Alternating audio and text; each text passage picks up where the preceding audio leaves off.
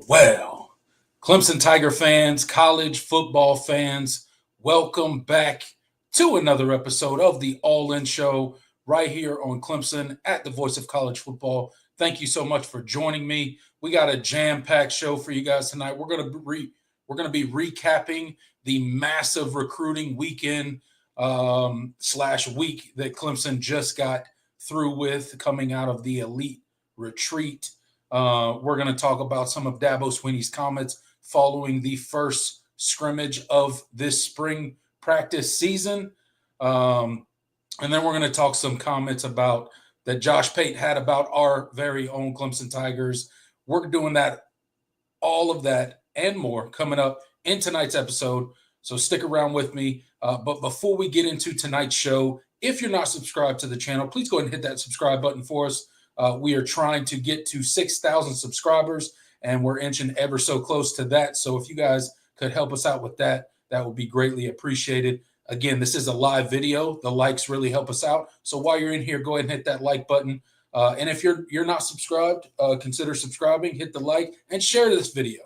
Get it out to all your friends that like consuming college football content, whether they're a Clemson fan or not. Share the video with them. Let them know about me and Jordan and the All In Show right here every Wednesday, 8 p.m. Eastern Standard Time. We also have the Super Chat feature available for you guys. If you guys want to support what me and Jordan do here on the channel, specifically the All In Show, hit that Super Chat feature, and we'll be sure to read and respond to your comment that is attached to it during the live episode. And with all of that said, without further ado, bring on my co-host, Jordan Bowman. What's up, brother? How you doing tonight? It's been a crazy week, and I can't wait to dive into it on the live show with all of our people in here. Yeah, absolutely, man. It's been a very eventful week for the channel, for Clemson football in general, and it's been a lot of fun. If you guys have been watching some of our video content, we've broken down every commit that Clemson has gotten within the last week.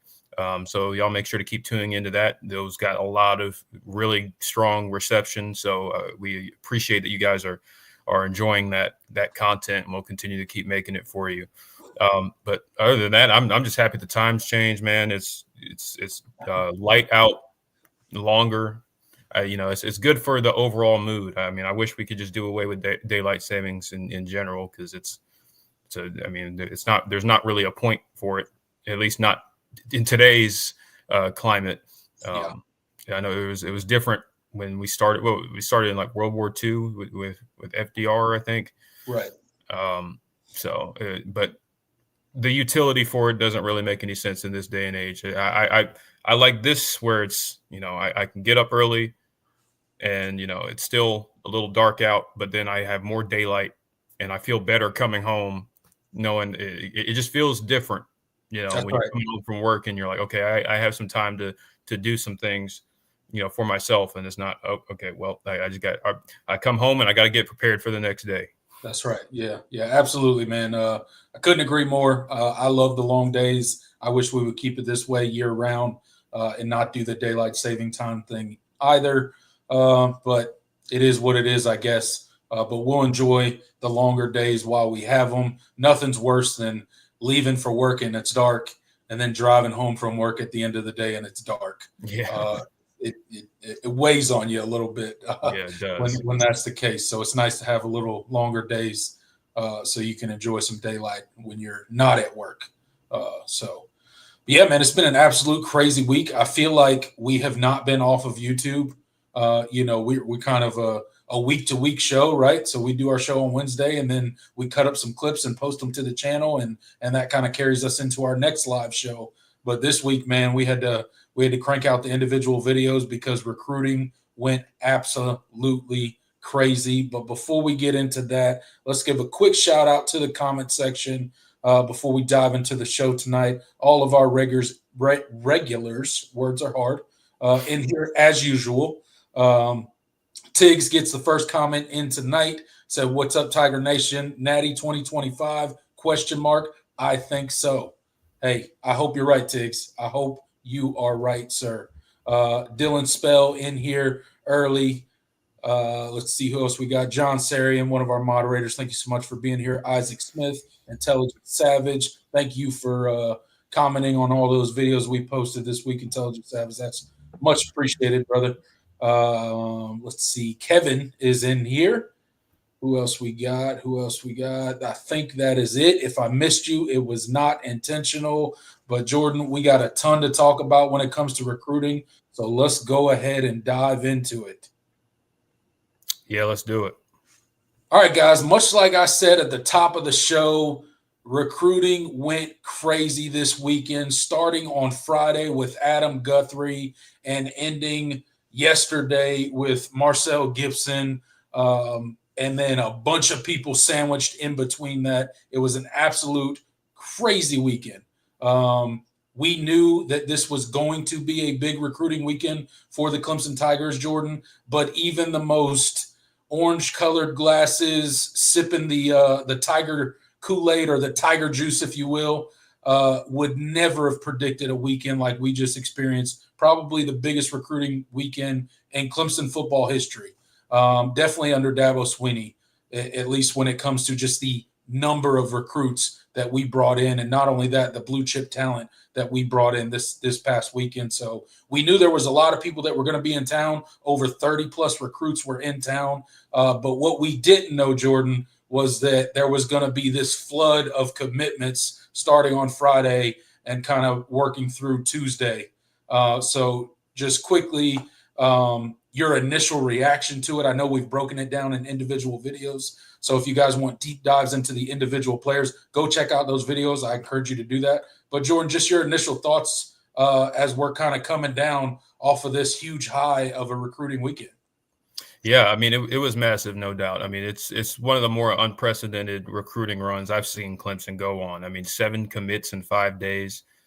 It really encapsulates everything that we have been wanting to see from Clemson as far as recruiting in this class and then some. Like, I did not think they would go on this level of a heater off of the elite retreat weekend. Maybe when we get further down the line, the May 30th date, of course, the big official visit weekend, that's the one that everyone's going to have circled.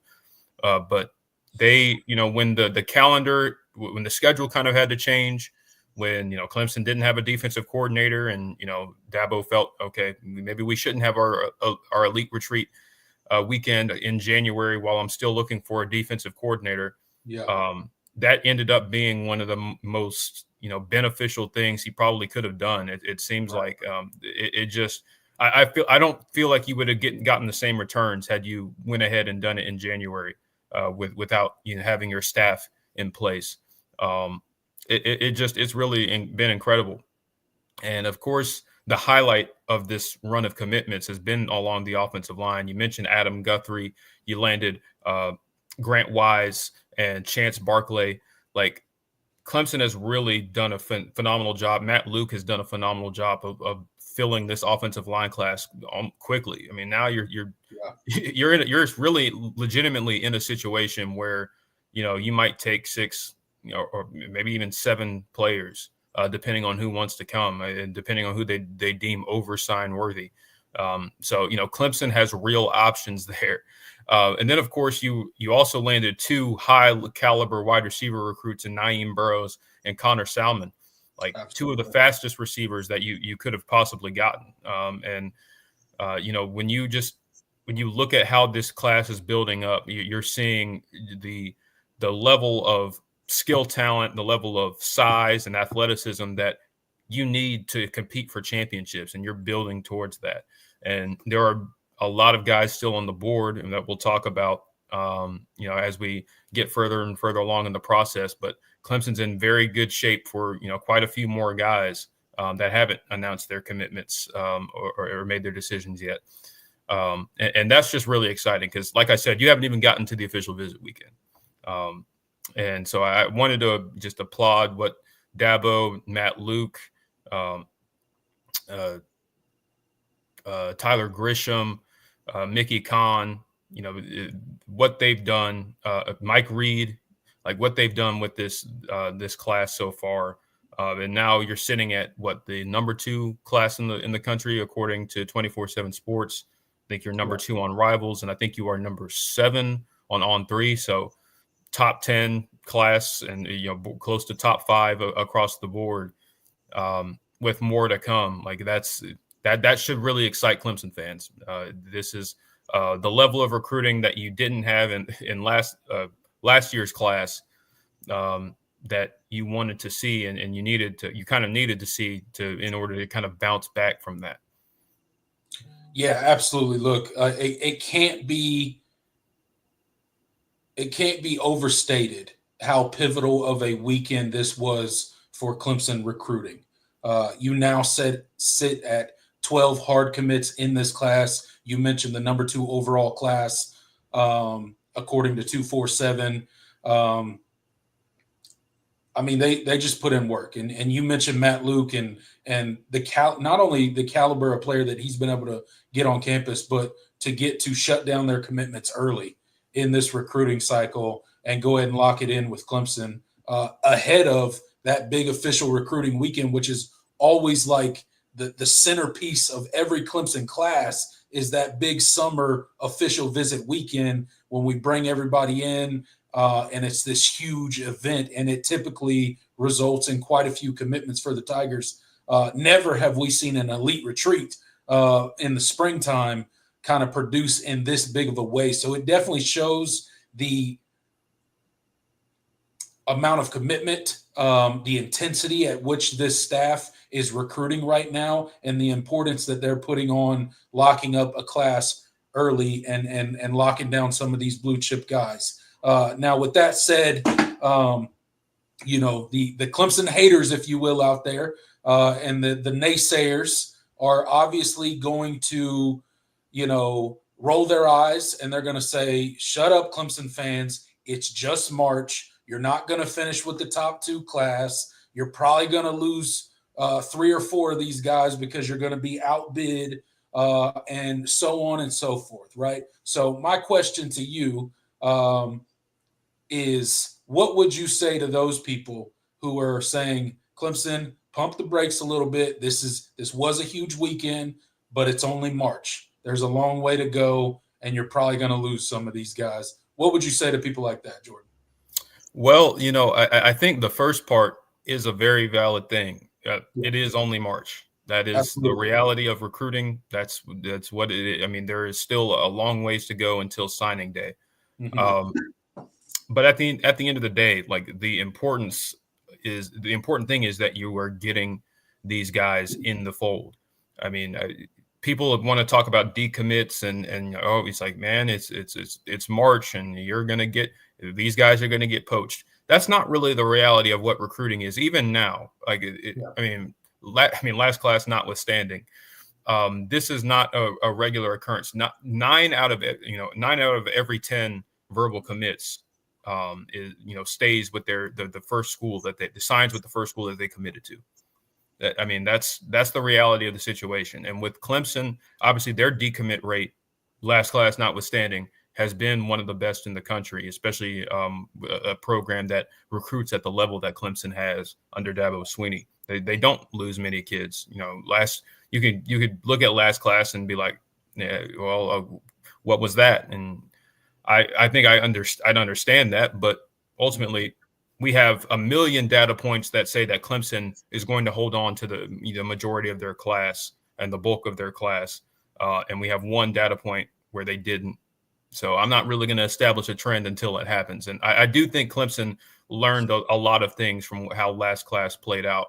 I think they're going to and I think the type of kid that they are bringing in this class is a little bit different too. I think there is a buy-in in terms of the messaging, as far as what the staff is and what Dabo is all about when it comes to Clemson. I think there's a lot of commitment. You saw Adam Guthrie go on Twitter and in reply to a random commenter on I believe on might have been on Naeem Burrows or Connor Salmon's commitment post, but somebody said these guys are getting paid and all of that, and he quote tweeted that and said, we are not. It's not about money, for us. Dabo Swinney is about building us into young men, and he cares about us as people and not just players. And I'm paraphrasing, but that's essentially the message that he was saying.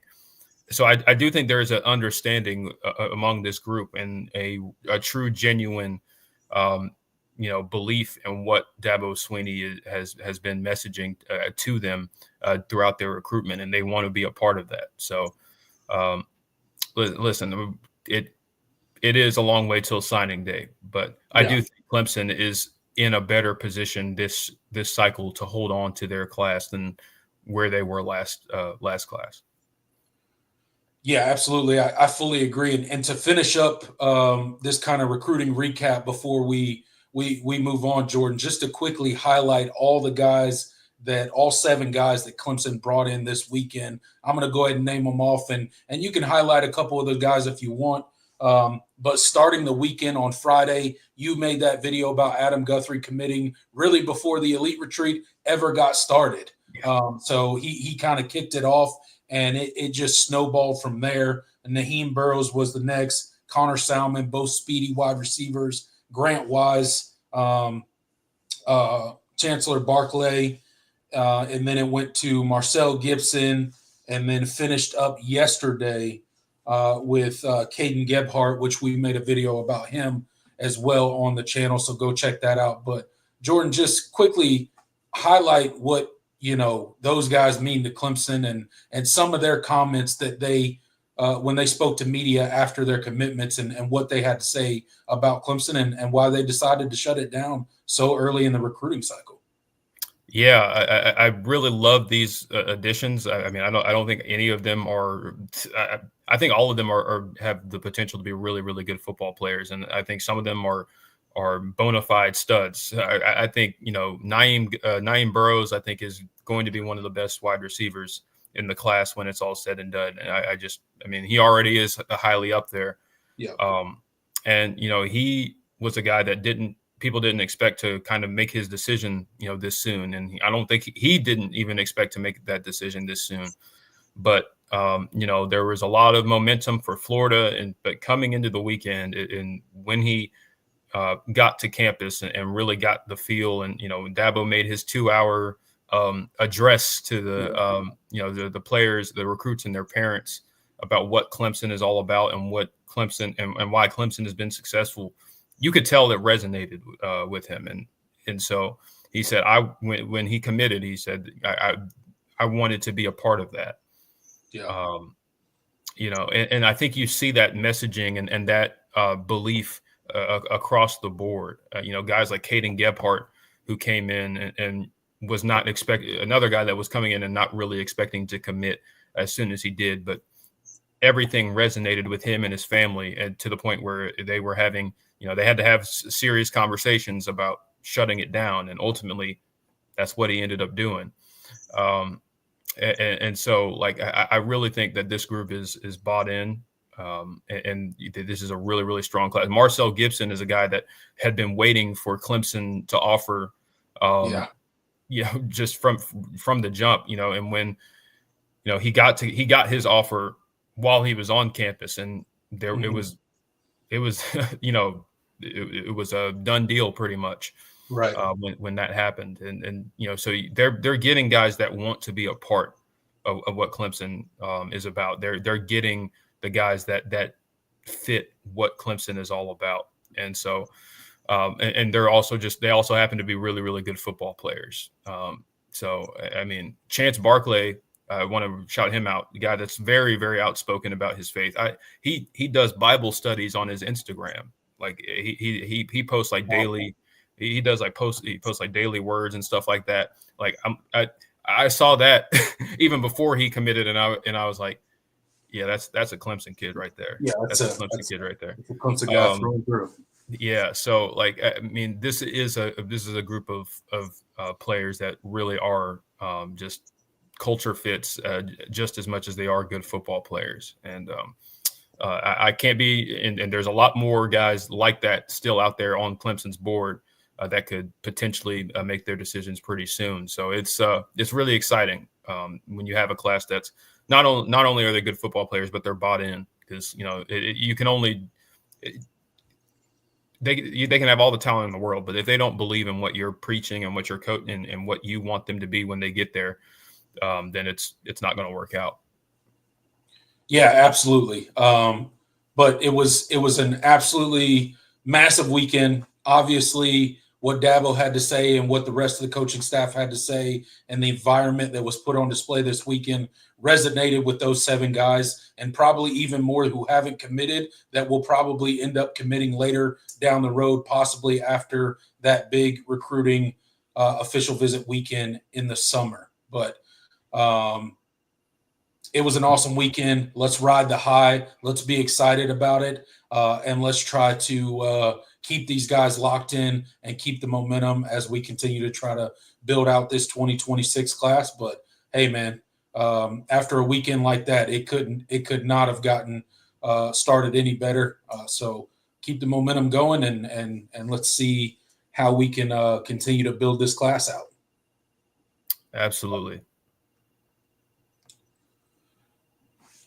All right, guys, we got a sponsorship promo that we're doing for the Voice of College Football now. Trying to get some sponsors for the channel, and so if you know anybody out there that would like to sponsor the show or sponsor the Voice of College Football, be sure to reach out to us. Get your business, product, service, or personal brand to the next level by partnering with the Voice of College Football. See what our partner, Win Agency, has to say about the sponsorship experience with us. Let's discuss how you can also reach out to your target market. Contact us at sponsorships@vocfb.com. That's sponsorships@vocfb.com.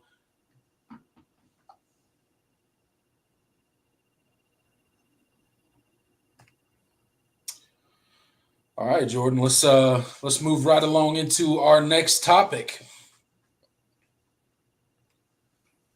All right, guys, we just got finished talking about how massive of a recruiting weekend that Clemson just finished up, closing in on those 7 recruits out of the elite retreat and those blue chip guys, and how massive of a momentum builder it is to continue through the 2026 recruiting class. But there has been some questions raised as to why the sudden change in momentum for Clemson on the recruiting trail. What is different? Did Dabo change his philosophy? Is Clemson suddenly got a ton of money they're throwing around, like an Ohio State or programs like that? What is going on in Clemson? What are they doing, Jordan?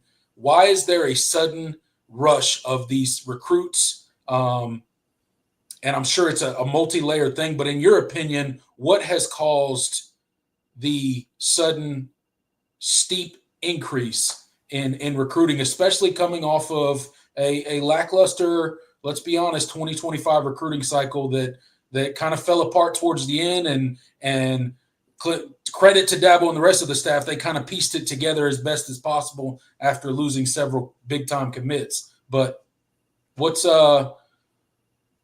is the reason that for the increase, and has Clemson found the right balance for success? Yeah, I think ultimately what you're seeing with this program is, there is a kind of an injection of life. When you saw, I think it started with winning the ACC championship and making the college football playoff.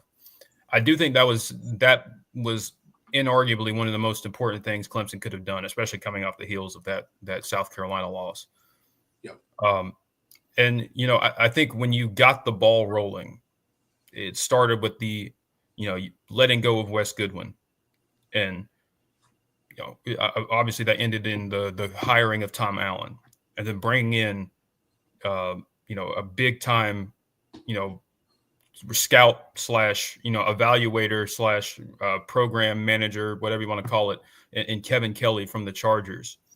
And, adding Ben Boulware to the full-time staff and hiring all of these, and hiring multiple, former position coaches and head coaches onto your staff as analysts.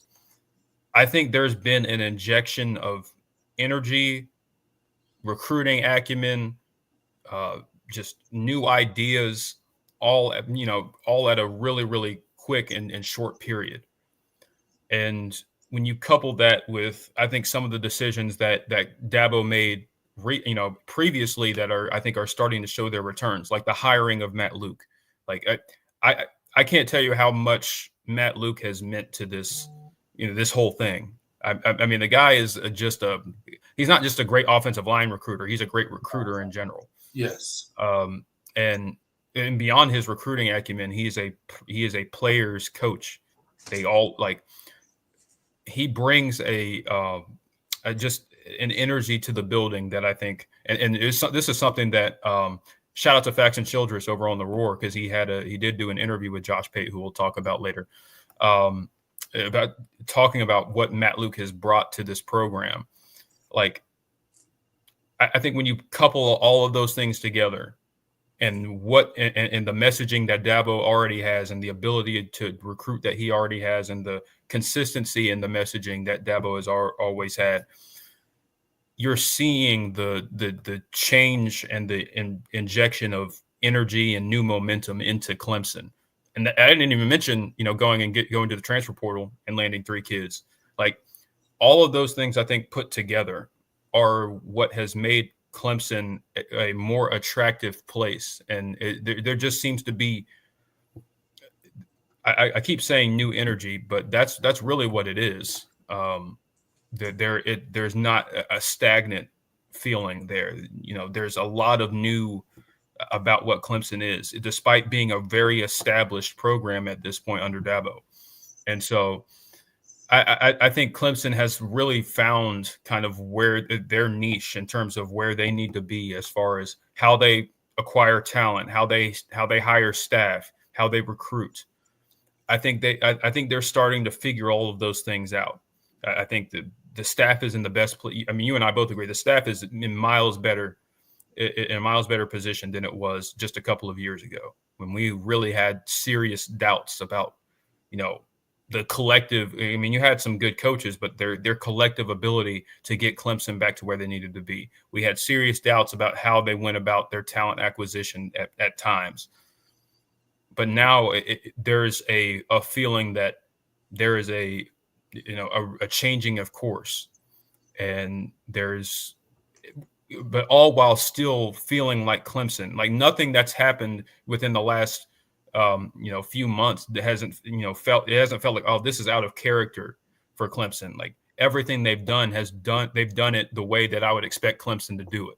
Going out and getting a guy like Jeremiah Alexander out of the transfer portal, who was silently committed to you before he chose Bama out of high school. Like, and going and getting a guy like Will Helt, who comes from a humble background, wasn't highly recruited, but was really productive on a really terrible Purdue squad, but wanted to come in and be a winner. And then you go and get a guy like Tristan Smith, who was the least recruited out of any of them, and had to and played JUCO and had to work his way up to be attractive to a Power 4 program.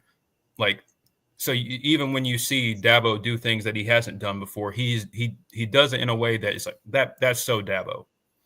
And I think that's what has made Clemson so appealing, is that even when they've done things differently than how they've normally done them, it's still within the character of the program and what Dabo has set. But that's kind of my long-winded explanation, but that's what it is. I mean, they've done things to catch up.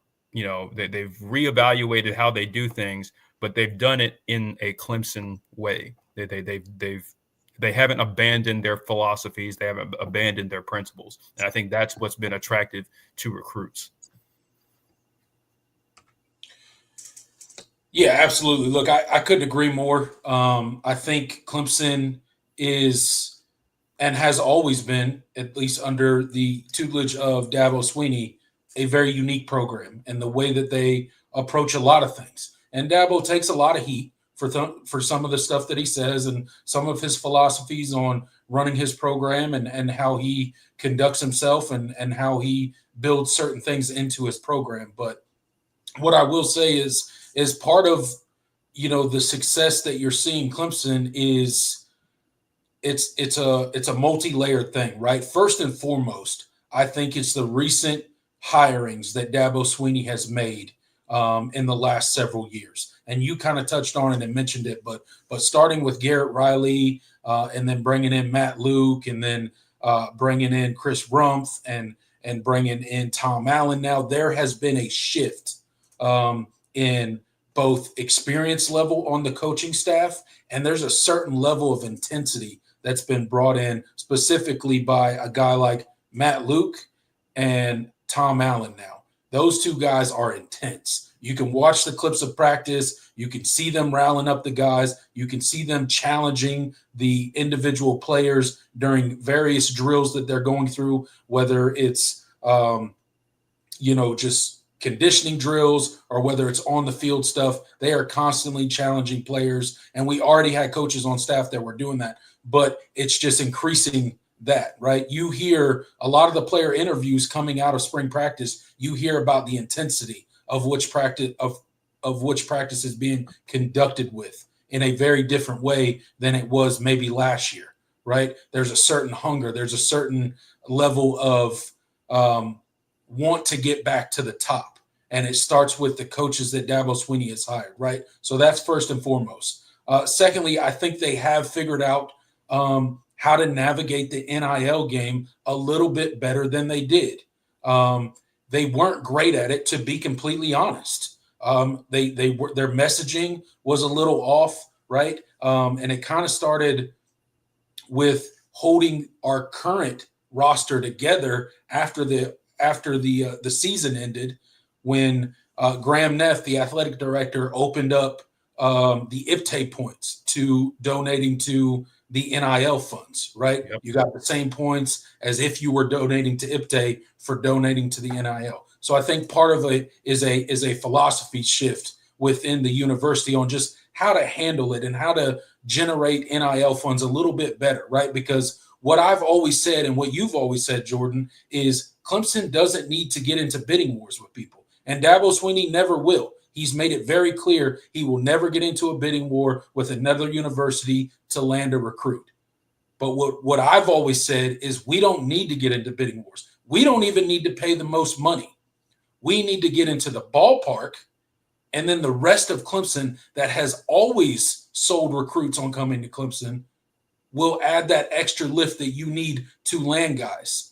And when you figured it out, you see a weekend like we just had where you rattle off 7 recruits in a recruiting weekend that's not even an official visit weekend, right? And I think it's not that Dabo Sweeney's doing really anything that he hasn't done. It's just they figured out how to navigate the new version of college football a little bit better. But the main listen to all the recruits this weekend.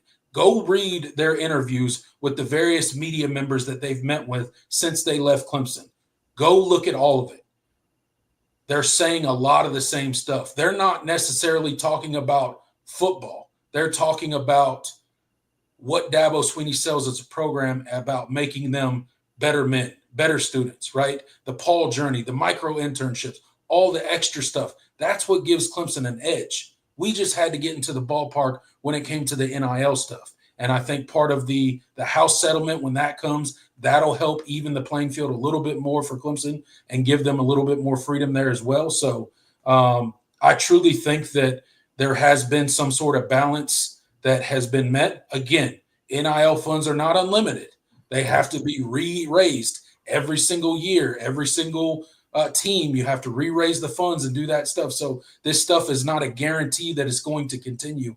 But I think Clemson has definitely figured something out, a blend between the future of college football and where it's heading with NIL and paying players, with holding true to what Dabo feels is his true core values of the Clemson program. I don't think he's compromised those at all. I just think he's figured out a way to highlight those with a little bit different approach in this new age of college football that we're in. Yeah, and you really hit on it, and it's something that as much hell as the Clemson fan base has given Josh Pate. He did a segment on his show the other night, and he talked about those things. He said that there is a lot of things that Clemson is different. Like, and I that was one thing that what a lot of national talking heads kind of don't really recognize sometimes. Clemson does do things differently. Clemson is a very unique place, and Josh recognized that, and he said that he even said, like, there in the past, when the game was a little bit different, like there were plenty of, and I know plenty of guys that played for Dabo, that worked for Dabo, and all of that, and he said they all say the same thing. It truly is a different place, and that, like, in the past, like there would have been a lot of players that would have picked Clemson because of what they offer and what they uniquely offer. Yeah. What Clemson needed to be able to do was be able to package it in a modern way. Like it was to the point where that's cool, but when you're not even getting into the ballpark as far as NIL, like, I mean, that's what lost you David Sanders. David Sanders grew up a lifelong Clemson fan. Yep. Clemson was his dream school. Yep. And that was where it seemed like he wanted to go, but you weren't able to but when you have these schools that are throwing out, dollar figures that you're not even getting close to matching, you're setting yourself up for to not land kids. And you're setting yourself up also to get the kids you do land poached, which was what you saw last cycle. So I do think, like you said, and that the way you touched on it, like Clemson has figured the NIL space out a little bit better than they were before. Even from messaging and from packaging it to the fan base and right. Emphasizing it. That's been a really, really big shift. And you mentioned Graham Neff. I think Graham Neff has done a phenomenal job. I don't think he's gotten enough credit, just what right. he's done as athletic director at Clemson overall. I mean, the state of Clemson athletics in general is in the best place I've seen it. And so I think you have really, really strong leadership that is forward thinking, and you have a coach that's well established, and still recruits love him and want to play for him. And now you have all the modern aspects that other programs are able to do while also selling what Clemson has uniquely to them. And that's something you can't, that's something other programs won't be able to replicate.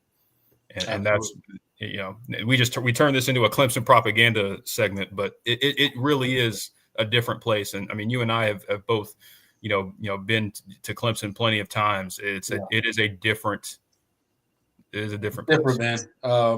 It's always funny. So yeah, I'll kind of end this segment with a quick story on just Clemson and how, in my opinion, it's a really special place. I encourage anybody who hasn't experienced this before to take someone, because most of us, probably everybody in here, has been to Clemson multiple times a game.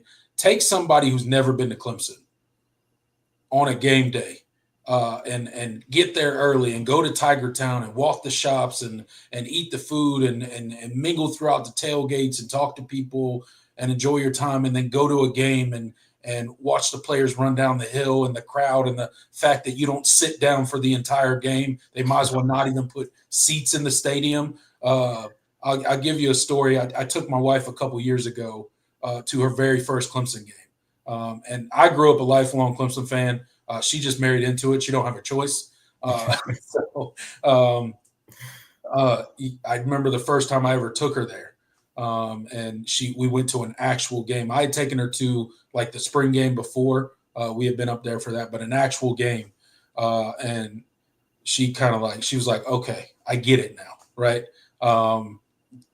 It's fun to watch somebody who's never been to Clemson go get that experience. And you're like, there is something special there. Yeah, very special place. It's different. I know a lot of places say that, but the amount of recruits, the amount of players, the amount of former coaches that speak about Clemson, all those people can't be just saying the same thing just to say it. Exactly. Even opposing fans, visiting fans. There is nobody more glowing and complimentary of Clemson than the opposing fan base typically. Like just throughout my experience, like I remember specifically like when I was a student, the 2019 A&M game, that was like I had never seen a fan base that was like so like. And it was funny because A&M is similar to Clemson in a lot of ways, former military school, agricultural history, all of that. Right. Like they were just in awe at at the campus, at the vibe. They were like, wow, this is a special place. I talked to multiple fans, and it was even more impressive because that was a sweltering day, man. It was like it was like 100. It felt like it was 100 degrees on the field. Yeah. But even through all that, we were sweating our ass off and about to die. But there was something special about that place and the tailgating and hanging out at SO. Like just it was one of my best game day experiences overall. And it was a noon game. And so like that was what was really, really like exciting and it's special for me. It was just seeing how other fans that weren't, brought up into the Clemson,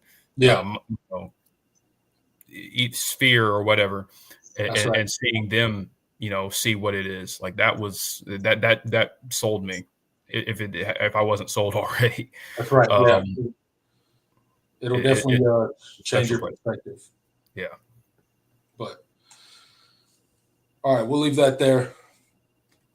All right, guys, make sure you're checking out Clemson Live on all your favorite audio streaming platforms, Apple Podcasts, Spotify, wherever you get your podcasts. Search Clemson Live and give us a rate, review, subscribe over there. All of our long-form content, all of our live shows that me and Jordan do here on the channel are all over there for you to consume as well. If you're working out in the gym, if you're on a long road trip and you obviously shouldn't be watching a YouTube video, you can listen to the long form content over there and not get yourself in trouble by trying to watch a video when you're driving in a car. I do not recommend that. So go check us out on all your favorite audio streaming platforms, Clemson Live, and you'll find all of me and Jordan's content over there, and your support is greatly appreciated. Absolutely. And there's we even have an audio form of all of our recruiting videos as well up there. So y'all make sure to check those out too. If you're more of a video or more of a podcast listener and not a video watcher. That's right. Well, Jordan, I heard a rumor, and I don't know if it's true or not, but I heard Josh Pate hates Clemson. That's what everybody's been telling me. That's the buzz around the media.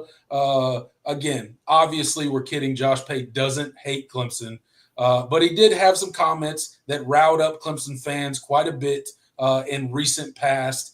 He was somewhat complimentary of Clemson yesterday in one of his video outcuts that, talked about how Clemson in 2025, he expects them to win the ACC, to be a very successful program and see what they can do in the college football playoff. But he did make it clear that he does have concerns for Clemson's program past 2025. Can they maintain this momentum that they have gained in the recruiting in this past weekend? And is this program set to stay and get back towards the top of college football where they were at their best in the mid to late 20 teens, right? So, Jordan, explain to the people why Josh Pate hates Clemson. Yeah. What are the comments that he made that riled up Clemson fans so much?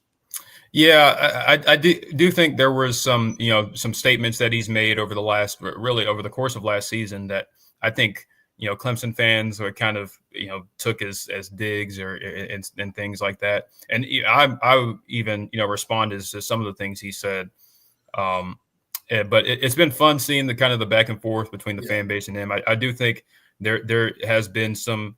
It's settled down a bit. He made an appearance on the Roar today. I think there was a lot of. I think he did a lot of good there. Kind of expanding on how he feels about Clemson and kind of where he stands. And I think that did a lot to assuage some of the people that maybe don't watch his show but heard that he was just dunking on Clemson. But that's not really what it was. I certainly didn't agree with everything he said Right. in the past, or I felt like some of the things he said were worded too strongly. Like after the Louisville game, he one of his bullet points when he did the show preview, it said Clemson is done, Dabo is done. Right. He said back in 2023, I think Dabo's never going to change. Like there was some absolutist wording and things that he said that made me think, okay, this seems a little. I think we're jumping the gun here. I mean, Clemson hasn't fallen off a cliff, and which of course he himself acknowledged, and that Clemson is still a very good program. They just are not where they were, when they were competing for championships. But I think that like when he went on the Roar, especially, I think he really made his point clear. But even on his show last night, I think he expanded upon how he about where Clemson is, and I agreed with a lot of what he said. But that the recruiting momentum, that the recent recruiting momentum is all good signs. That the staff hires he's been extremely complimentary of. Matt Luke and Kevin Kelly, and even mentioned Jordan Sorrells being promoted to general manager. Well, that was last year, but like he's a guy that's for a national guy does have a pretty good understanding of kind of how Clemson goes about doing things. So I applaud him for that, because if you're not, it is something that Faxon Childress made a good point, that local guys are always going to be more plugged into their program than national guys. Right. But I think Josh did. I think Josh came from a place of, I'm trying to be objective, look through things from where I am and kind of what I'm seeing. But ultimately, I don't know everything. I'm not a Clemson insider or anything like that. But I thought his comments today were really, really well thought out. And I think, I've always, liked Josh. I've watched his show since he started it, essentially. So, that even his back and forth with the Clemson fan base, I even ratioed him on a tweet. But like, it's always been, I kind of had fun with it. It wasn't something I took too seriously, but like, I really respect Josh as a college football talking head, as a media member. I think he does a lot of great stuff, and so I think he doesn't hate Clemson. No, he doesn't hate Clemson. I think he's a guy that's making takes based on his knowledge and where he stands in the college football world. And sometimes he has a lot of fun. He'll have some fun with it too. He made a troll post saying that he's the guy that turned Clemson around. That's right. Yeah, absolutely. Stuff like that. But it was good stuff. I think he did that on last night's show, where he was like, "All right, I got to say it. You're welcome, Clemson, for the spike in recruiting." So, shout out to Josh Pate. No hate here.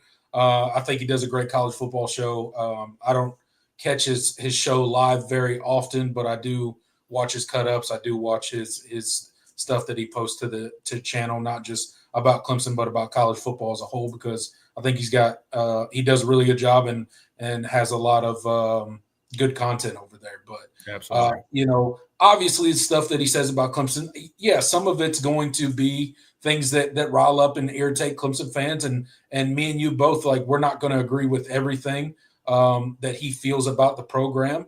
And that's okay. That's part of college football, but it is fun to see the back and forth between him and Clemson fans. Like that right there is what makes college football great. Like you don't really see stuff like that to as big of a level in other sports, in my opinion. Like college football is a very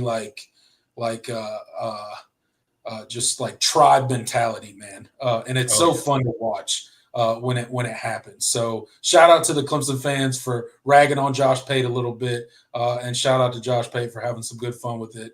But yeah, I mean, I think what gives me and I get his comments about, he's worried about Clemson moving forward past 2025. Obviously, Clemson's roster for 2025 is probably one of the better rosters in the country, and should be able to make a decent playoff run if everything goes in their favor and people stay healthy, obviously. But past 2025, I get the question marks for his concern, but at the end of the day, with the hires that Dabo Swinney has made and the shifts recently within the program, I feel like Clemson has turned a corner in the new world of college football that we currently operate in. Right, I think they've figured a few things out. We've talked about it in a couple other segments there, but I don't nearly have as many, or my questions aren't quite as in depth, or I don't have as big questions about Clemson as Josh Pate does, obviously. But we follow the program about as closely as you could possibly follow it, and the people that are currently on this coaching staff give me a lot of hope for the future of Clemson football. It's in great hands. And not to mention, Dabo Swinney is still at the helm. He's not going anywhere. He has not lost his competitive fire one bit. He is not looking to just, rest on his laurels, if you will, his 2 national championships and 2 more national championship appearances. He's looking to get back to the top. He's hungry to reestablish Clemson as one of the best programs in the country. So as long as he's locked in on that, I think Clemson's in great hands. I'm with you, man. And I think he's showing that, that there's not going to be a change in college football that's going to be get rid of him. That's right. He's gonna figure out a way. Him out for good. That Absolutely. Even though he's gonna people figure out a way to get through it in his own way. Obviously, it took a little bit, but hey, we're here. We're turning the corner, and let's ride the wave. But I guess a thank you is in order to Josh Pate. So Josh Pate, thanks for thank you for the 7 recruits this past weekend. If you could, I would appreciate maybe a big boost on the official visit weekend. If you could carve out some time in your show for that. Us Clemson fans would appreciate it. I would not be complaining. If you run across this, if you could. Yeah.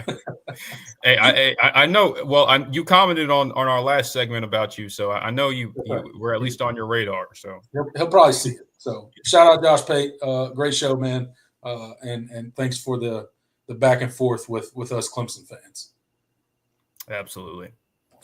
All right, guys, make sure you're checking out the Voice of College Football on all our social media, to include X, formerly known as Twitter. Check it out here, the Voice of College Football official count, the best debate, discussion, and analysis with no off-season. Also, make sure you're checking us out over on Instagram as well. The Voice of College Football does have an Instagram page, if you guys didn't know, right here, the Voice of College Football. Go check it out. Give it a follow, and that would be greatly appreciated for your help with that as well. And then also, don't forget to check out Jordan over on Twitter as well. His handle is right there under his picture. So go check him out on Twitter as well. And then you can gang up with him on Josh Pate when Josh Pate takes shots at Clemson again, heading into the official visit weekend this summer, because hopefully he honors our request, Jordan. Obviously. Yeah, I hope so. I will be ready. I I told him, I was like, I get, you're on less thin ice after You're on thin this. ice, man. Yeah. Don't rile up the Clemson Tiger fan base. So yeah, we'll see what happens. But yeah, y'all make sure to if you guys are on Twitter, give me a follow. I post a lot, so there will be plenty of entertainment to be had. Absolutely. But yeah. All right, guys, last segment of the night. Before we turn it over to the comment section, just hang on with us for a couple more minutes. Jordan, we've been in spring practice for a little bit now. A lot has happened, and obviously Clemson just finished their first scrimmage of spring practice. Dabo Swinney met with the media today, had some comments. What were your big takeaways from kind of his comments on spring practice and this first scrimmage that they just went through? Yeah, I mean, I think the overarching theme from his comments was this staff is really challenging this group, both sides of the ball, but there has been a challenge to this group to get better. He hasn't been shy about calling out certain players. He hasn't been shy about saying when they're not playing well, when there's been a lack of effort. So he talked about this most recent scrimmage, and he said that it was a mixed bag. I mean, essentially, the offense had its moments. K. Klubnik, he described K. Klubnik as a pretty average performance for him. He was checked out, like he went to Cancun already or something. And so spring break is coming up, so that's right. Yeah. He felt like okay, they were fine, but he highlighted some players. Tristan Smith was a guy that he noted made a couple of really nice plays, and he said he's got to stack more days like that and stack and as he's coming along. He was very complimentary of Gideon Davidson. He looks like a natural, even 8 days into practice. He's picking up things really fast. Defensively, I think that he was the most critical of the young cornerbacks.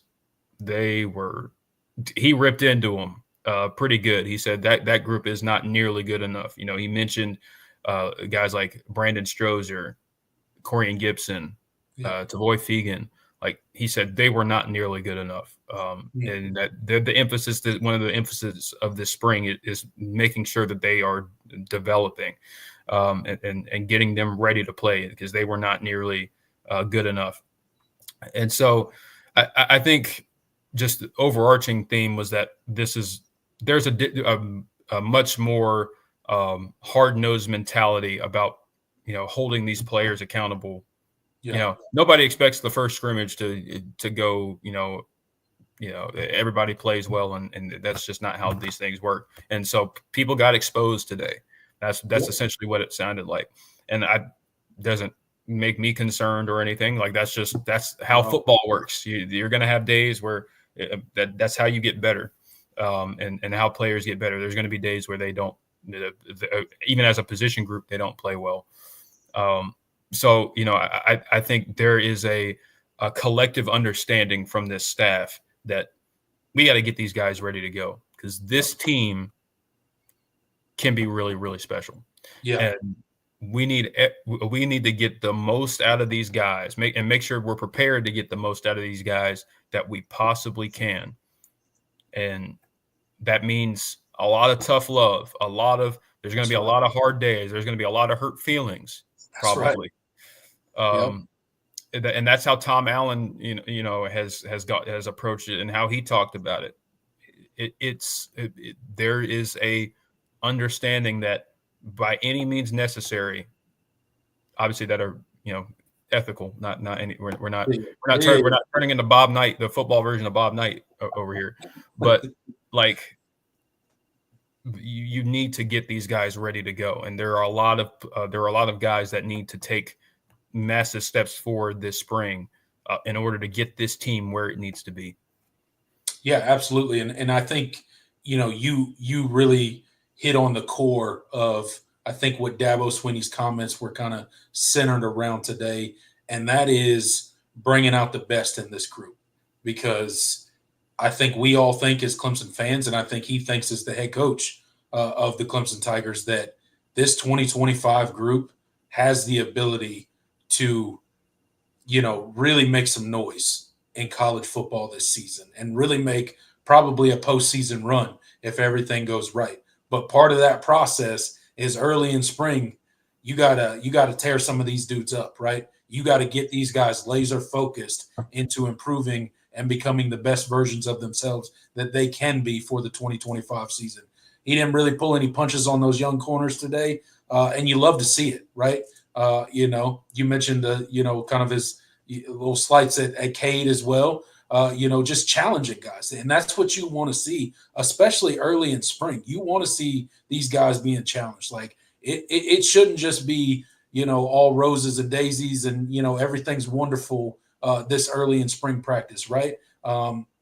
And with a guy like Tom Allen coming on board, and you heard early on when he met with the media, his comments about, the reason that he goes about things a certain way, the reason that his main focus when he got to campus was learning and knowing his guys, right? And learning them on a personal level so that now when they're in the thick of spring practice, he's lighting them up, right? Yeah. And he's holding them to the standard that they talked about previously when he had those one-on-one meetings with him, right? And their goals and what they want to see out of their time at Clemson. Now, here comes the time where that bill's due, right? And Tom Allen and company are holding these dudes accountable. It's fun to watch. It's going to produce better players, and it's going to contribute in a big way to this 2025 season.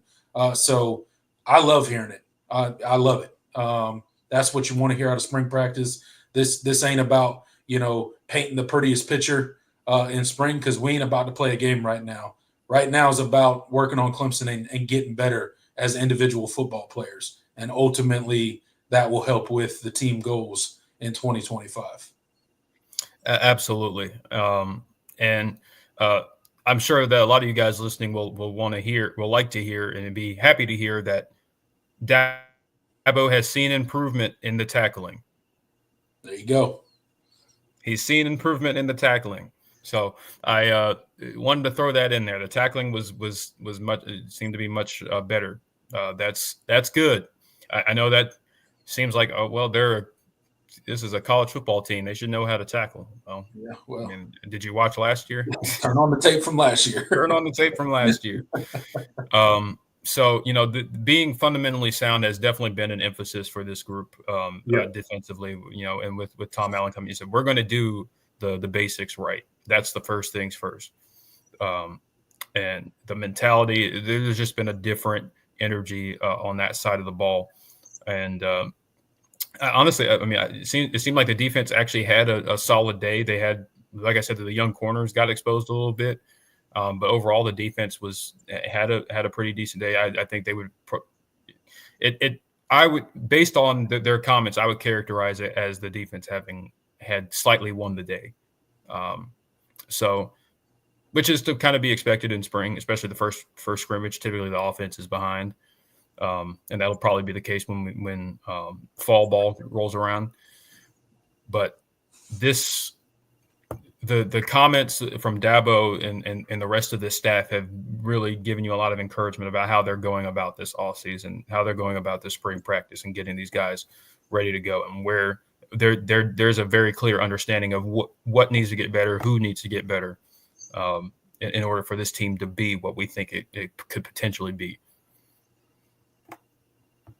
Yeah, absolutely. Look forward to hearing more news coming out of spring practice as they continue and have a couple more scrimmages, ultimately culminating in the spring game that I know we're all excited to watch. So we'll continue to bring you updates as we get them from the coaches and the players, and news comes out about what is happening at spring practice. Last thing before we move on to the comment section, make sure you're checking out Mark Rogers' book release, Disputed National Champions. It goes over the 1990s and how pivotal of a time that was, and how that kind of contributed to what college football is today, and all the controversy that happened with the decisions and the crowning of champions and the shared championships and all the craziness that happened then. It's a great read. It's a short read. You can get it on Amazon for $9.99 paperback. You can get it on the Kindle app for 99 cents. Go check it out. It's called Disputed National Champions, the 1990s Historical Reset by Mark Rogers. So go check it out. I promise you guys won't regret it. Absolutely. All right. And with that said, guys, make sure you like, make sure you subscribe before we jump into the comment sections. I know we got 40 people in here right now. I appreciate all of you guys rolling with us through our planned portion of the show, but hit that like button for me. Get us as close to the 41 people that are in here right now as we possibly can, and check and make sure you guys are subscribed. If you're not subscribed, hit that subscribe button. Me and Jordan do the All-In Show right here every Wednesday, 8 p.m. We also post videos on the channel. You don't have to be a Clemson fan to hang out here. We welcome all fan bases. Come hang out with us, and we would greatly appreciate that as well. And with that said, Jordan, I think it's time to turn it over to the comment section. That does it for the planned portion of the show. Let's see what the people are talking about. Yep, let's do it. I starred a couple. I started one, you started one. So I'll hit this one from Dylan from earlier in the show because it was something I did want to touch on. He said, excited to talk recruiting weekend, but kind of upset we didn't land Maxwell Riley. I thought that kid was a lock for sure, but Clemson got some great pieces. Yeah, on the Maxwell Riley thing, if you guys were familiar, he committed to Ohio State a couple days ago. Yeah. That was something that Clemson was fully responsible for, I should say. So didn't come as a surprise internally. And this was something this was a natural consequence of, I'm sure you guys can guess. Yeah. Yes. When there's only so many spots available. That's right. Yeah. It's a consequence of, Adam Guthrie, Grant Wise, Chancellor Barclay, and somebody else potentially. We'll see. Maybe a couple more. Possibly. You never know. You never know. Stay tuned. Jay hits us with a BYOG or sell. He says, we will learn who got kicked out of the scrimmage before the season starts. Yeah, I did forget to mention that. Yeah, we did have somebody. Dabo did mention somebody was thrown out of the scrimmage. I have no idea who it was. BYOG or sell, I'm selling. We ain't going to find out. Yeah. We ain't going to find out. Dabo, he ain't go. He don't typically give us any of those nuggets. I'll see if I can. I'll see if I can hit somebody up and see if that was at practice and see if they know. But at that scrimmage, but I doubt we'll know. Let's see. More importantly than who, why? Yeah, why is very important too. Was it just a performance thing, or was there a fight? Was it? Yeah. Who knows? If I had to guess, somebody probably got into a scuffle. They probably got a little competitive, and somebody took that happens. Somebody took it too far. Emotions got high. If I had to guess. Yep. I don't know. I wasn't there, so. Is Dabo losing the locker room? No. Oh no! Breaking news. Coming off a big recruiting weekend, Dabo loses the locker room. Yeah. Players getting kicked out of spring practice. Oh man. If one of our outlets posted that they would. But I mean, not that fighting is ever good, but I'm not mad if it is fighting. No. That just shows the level of intensity. That happens on anybody. That happens on any team. If you've ever played football in your life or ever been on a football team, a fight on the football field is that's just that happens. That happens from time to time. Guys get heated. Their competition gets a little high, and a couple shots get taken back and forth, and it is what it is. Yeah, I mean, the national championship teams had fights during practice. Yeah, of course. I mean, and of course, you don't want it to be a regular occurrence, but it's going to happen. It's a physical sport, especially if you have an environment where guys are constantly, holding themselves to the highest standard and competing with each other. That's going to happen. We're talking like we know it's a fight, but if it was, you get what I'm saying. Yeah, I mean, usually that's what it is. Let's see. Isaac says, I haven't looked yet. Did Dabo mention anything about special teams or the punting game in the scrimmage? I don't believe in the most recent comments, but they did have a punting competition between. I think Jack Smith has won everything so far. Yeah, Jack Smith has been the front from runner. all the comments that I've heard so far, Jack Smith is in the lead for that. For whatever that's worth. Does that mean he's just? I mean, that doesn't mean he's punting well. We don't know, but yeah, we have no idea. And then excuse me, what's his name's trying his hand at punting as well. Robert Gunn. Yeah, it was between those two. Yeah. So I think Dabo said everybody in that punting room's got a huge leg, but maybe that was a nod to maybe huge legs, but not so accurate yet. I don't know. Reading in between the lines. We don't really know where it's going. He didn't give too much details other than it was, Jack Smith won the day. So not really any reason to be encouraged right now on that front. No, I'm not encouraged about it at all. Not at all. Jay says the corners are going against what might be a too deep of Power 5 starting wide receiver. Yeah, I mean, Tristan Smith said it. He said what he's loved about being everybody's good in that room. It's just I mean, them cornerbacks, they got their work cut out for them, man, because there ain't no break. No. Because Antonio Williams rolls out there and TJ Moore and Brian Wesco, and then they roll off the field, and you got Tristan and Cole Turner, Tristan Smith and Cole Turner and Tyler Brown. In there. It's endless. It's endless in that wide receiver room right now. So I can sympathize with the cornerbacks when it comes to the amount of talent that is currently in that wide receiver room. Which will only make them better. So let's keep it going. Indeed. John says, Dabo was more positive about Vizina than Cade. That is true, and not mad at it. That's a very Dabo thing to do. Yeah. I think a lot of times, I think when Dabo's talking to the media, he's actually talking to his players. And I think he purposefully says things to either light a fire or challenge or get some sort of message across to his players because he knows they watch it. So I think Dabo is one of those coaches, and he's not the only one, but he's one of those coaches in college football that use the media as a way to say certain things to his team and challenge them in a little bit of a different way. So there's probably some of that there. I would think so. But I ain't worried about Cade.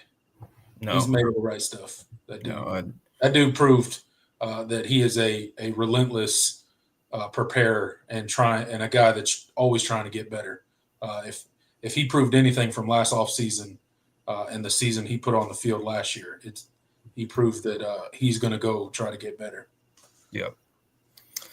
Dylan says tackling needed to get better, but more so get guys where they're supposed to be and don't let the offense to get around you. Improvement from defensive end and linebacker in totality. Yeah, I mean, absolutely. Guys being in position and understanding their assignment. I mean, that's gap sound fundamental football. That's what Tom Allen wants to be. And when you do that, you're naturally going to be able to stop the run. Yeah. And I think everything else comes after that. Yeah, and I think he's made that clear, right? Like defense is not hard. No. Or defense is not complicated, but it's not hard. Complicated, but it's hard. It's not complicated, but it's hard, right? So, Tom Allen, like a big part of his scheme and his philosophy is, simplifying some things so that players can play fast and play with instinct without constantly worrying about, this play or that play, right? Like they're acting off instincts and they're playing fast because they're comfortable with the scheme and their tasks that they have, their assignments. So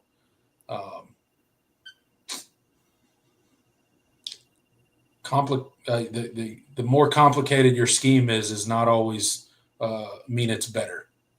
Yeah. Some people hear simplify and they're like, uh-oh. But, sometimes that's the best thing you can do. Yep. Especially in defense. Like there's offense is still very much a team game, but a guy can mess up and mistakes aren't as amplified on offense as they are in defense. Right. A lot of times. Like that just you get one linebacker out of position and a 5-yard gain turns into a 25-yard gain. Yeah. It's very much it really does take everybody understanding what they need to be doing. Let's see. Yeah, David says, tackling angles and film study all need massive improvement. Yeah. Well, I can't speak to the film study thing, but tackling and angles, absolutely. Yeah. We weren't. Obviously, I'm not there. I wasn't there in those film study sessions with Wes Goodwin. And listen, like as much criticism as we've given Wes, he is a very natural football mind. Like I've listened to him talk football.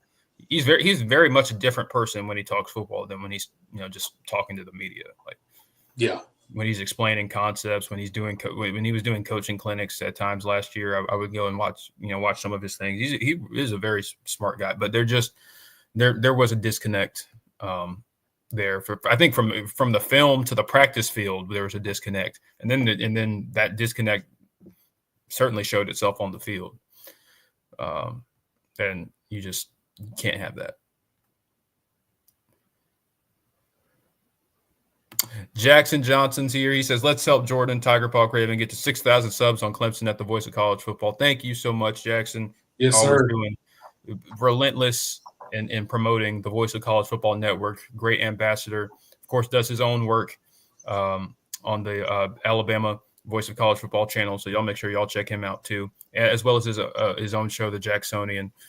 He is as relentless of a worker and as a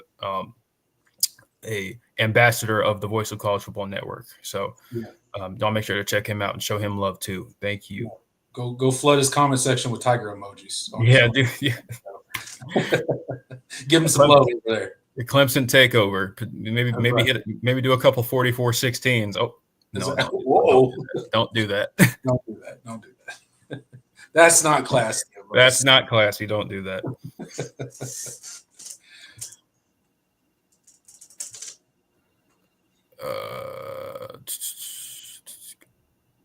Let's see. Intelligent Savage asks, which 2025 newcomer not named Amari Adams or Gideon Davidson could end up being Dabo or Tom Allen's pet cat after we are done with spring ball? What do you mean by that? Pet cat? Like, what is?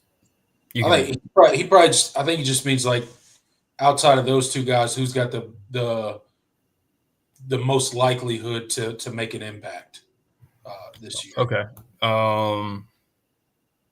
Gideon Davidson. You just said 2025 newcomer, so that does include transfers. So I'm going to go Will Help. That's cheating. That might be cheating, but I'll cheat as well. I'll say Tristan Smith. Okay. I'll say Tristan Smith. But if it has to be a true freshman, since he did name Amari Adams and Gideon Davidson, assuming he means true freshman. Yeah.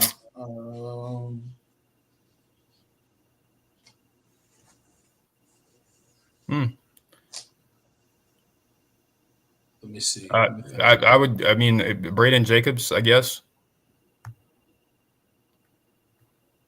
It's probably the easiest way out, but I think Braden Jacobs is of the guys in the recruiting class. I think he's the one that could you know, he's the one that I would be the least surprised if he worked his way into the rotation or at some point. Yeah.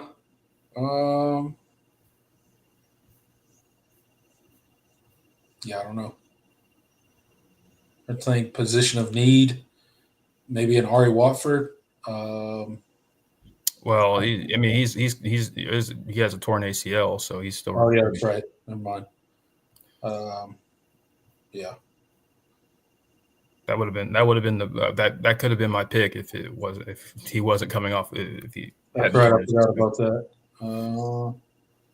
Yeah. Outside of those guys, I don't think anybody's gonna really. And maybe you find Marquez Henderson some role in special teams. I don't think he's going to be able to. I don't think he's going to crack the receiver depth chart. I think he's got a lot of work to do. The tools are there. The athleticism, the speed, like you can't teach that. Like I think there are avenues to get him on the field, but I don't know. Maybe they want to redshirt him. So that's one thing we'll have to keep an eye on.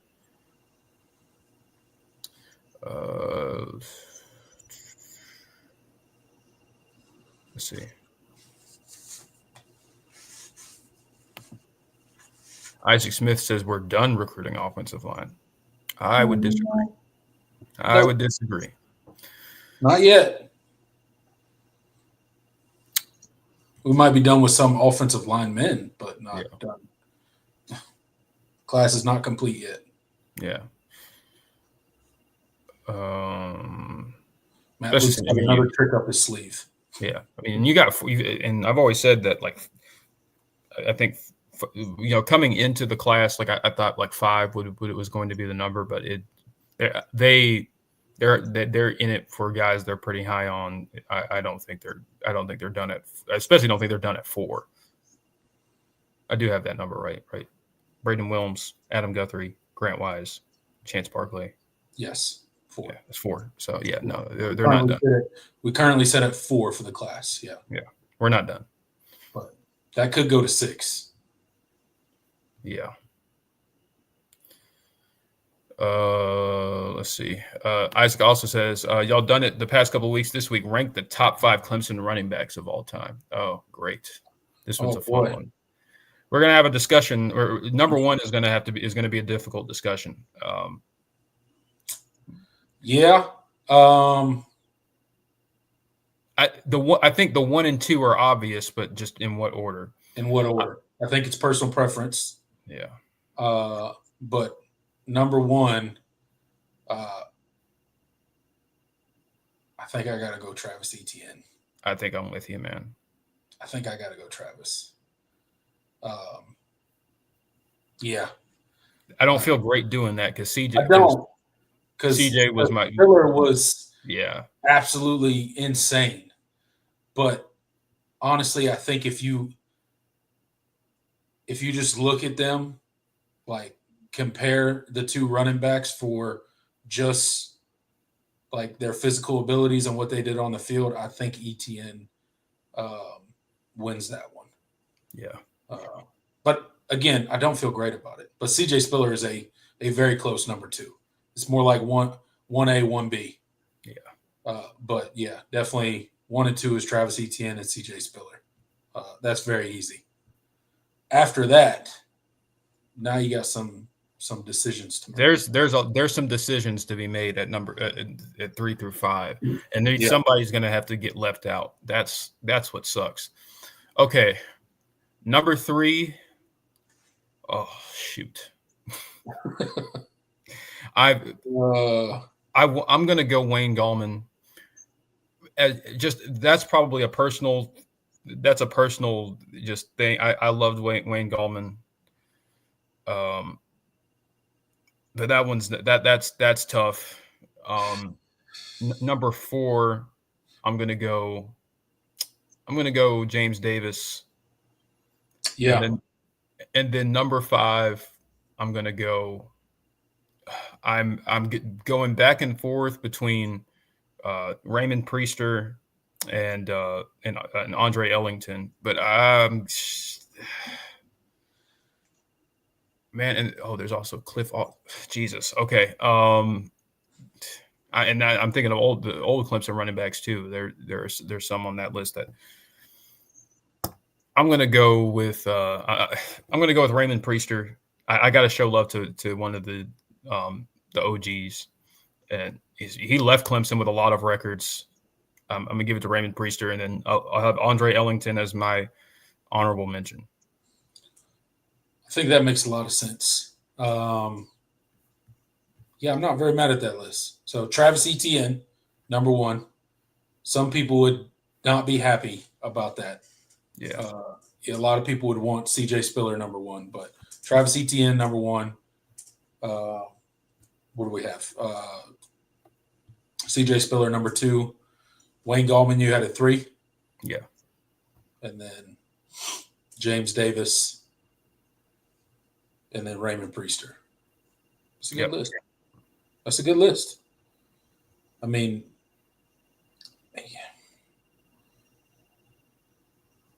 yeah. And I already have a slanted bias towards the more recent players, but even then, I do too. I mean, it's hard not to because you you can pull guys from like the 70s or the 80s, but like I didn't really get to watch them play. You know what I'm saying? Like it's like, and I know it's recency bias and all that, but like, yeah, I don't know. That one's tough. It's hard not to pick the more recent guys, just because you watch their entire career, right, in real time. So, Intelligence Savage says Andre Ellington, James Davis, Terrence. Yeah, Terrence Flagler, and Terrence Flagler is a great pick. But yeah, Raymond Priester Raymond Priester is one of the more underrated players. He was on such bad teams. I felt like I didn't get to watch him play. Obviously, he was 90s, but like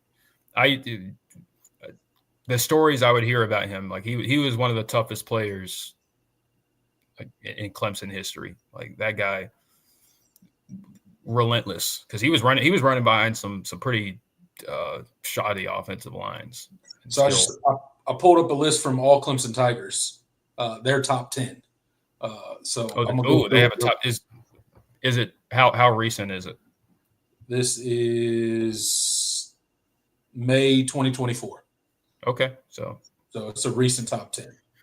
This is according to all Clemson Tigers. So CJ Spiller number 1, James Davis number 2, Travis Etienne number 3, Raymond Priester number 4, Wayne Gallman number 5, Terry Allen number 6, Lester Brown number 7, Buddy Gore number 8. Got to go back to the 60s. Yeah, good Lord. Kenny Flowers number 9, and then Andre Ellington rounding out the top 10. Okay. Well, wait, hold on. Say the top 3 again. Wait. CJ Spiller, James Davis, Travis Etienne. In that order? In that order. I disagree. But I can't get with that. I think somebody's nostalgia that I think somebody's nostalgia. So their top 5 would be as follows: CJ Spiller, James Davis, Travis Etienne, Raymond Priester, Wayne Gallman. I don't see how you justify James. I love James Davis. I don't justify how he's number 2. Yeah. If you want to put CJ Spiller number 1, Travis Etienne number 2, that's I could listen. Yeah, you could argue that, and it would make sense. Yeah, but James Davis over Travis Etienne, no, that just I can't get behind that. No, I don't think that's even close. No, like 1 and 2 to me are like in a league in and of their own. Like those 2 guys are here, and then there's a drop off, and then you list the rest of the guys. Yeah. I couldn't justify that. That doesn't. I don't think you can have a 1 and 2 without either ETN or CJ Spiller. Like those are your 2 best running backs in program history. Yeah, Terry Allen, that's a good pick. If you, especially like if I wanted to mix it more with the the old head. Old head. That's probably not the. I probably just pissed some people off, but I should say the. But I mean, the Danny Ford era had some really great running backs. The 80s. So in your defense, yeah, you didn't see none of that. Yeah, nor did I. You're right. So. But no, Terry Allen is a great pick. Yeah. I would listen to him. I would definitely listen to him in the top 5. He went down to the 60s and pulled Buddy Gore out. Buddy Gore, yeah, I'm sure. I guess I don't know nothing about that, so I'm not.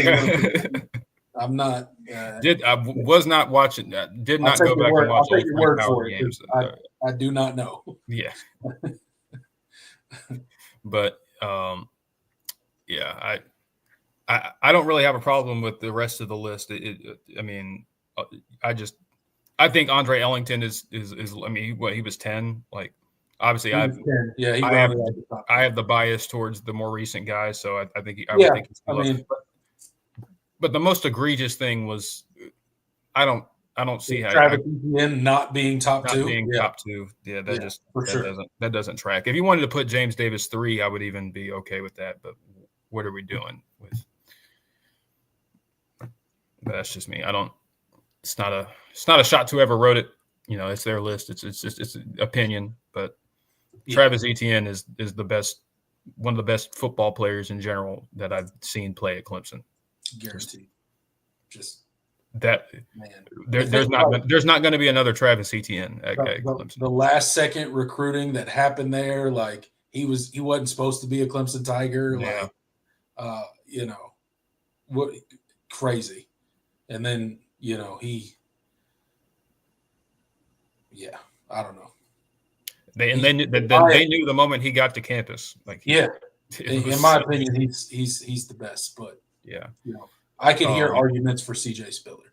Yeah, I'll listen to CJ. And I know CJ is probably more ingratiated into Clemson. The lore, yeah. I think CJ was definitely one of the most important players in Clemson. Yeah, because he kind of, he's kind of that guy that got it started for Dabo, right? Like he's that recruit that kind of took a chance on Clemson and, definitely elevated the program in a big way. So he'll always have that on Travis Etienne, I guess. Yeah. So if you're factoring that in, like I could definitely see where Clemson fans are like, no, it's definitely CJ Spiller, right? Because of what he meant to kind of the beginnings of where we're at now as a program. Yeah. So, you could definitely understand that. Yeah, 100%. But yeah, I don't think you can justify anybody else being in that top 2. No. There's no one else even in the conversation. It's not close. The records that both of them set, it's just not close. I remember that Louisville game when Travis Etienne broke off that long run and Kirk Herbstreit, talk an embarrassment of riches. Like that lives rent free in my head. Like that's I think about that every day. We all, like, the whole world knew. It's like, oh shoot, man, Clemson got themselves another one. They got them another one. And of course that was the moment everybody knew. They're like, uh-oh, here we go. This dude's different. Yep. Good times. Let's get back. That was a fun one though. I always like doing the top 5. Yeah. I can't wait for what position group you pick for us next. Yeah. Have one for us next week. Well, I like doing it off the cuff too, like not even preparing for it. It's just like name your top 5 right now. Yeah.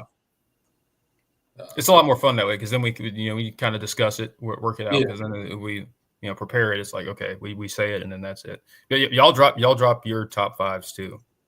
I saw a few of you guys do it.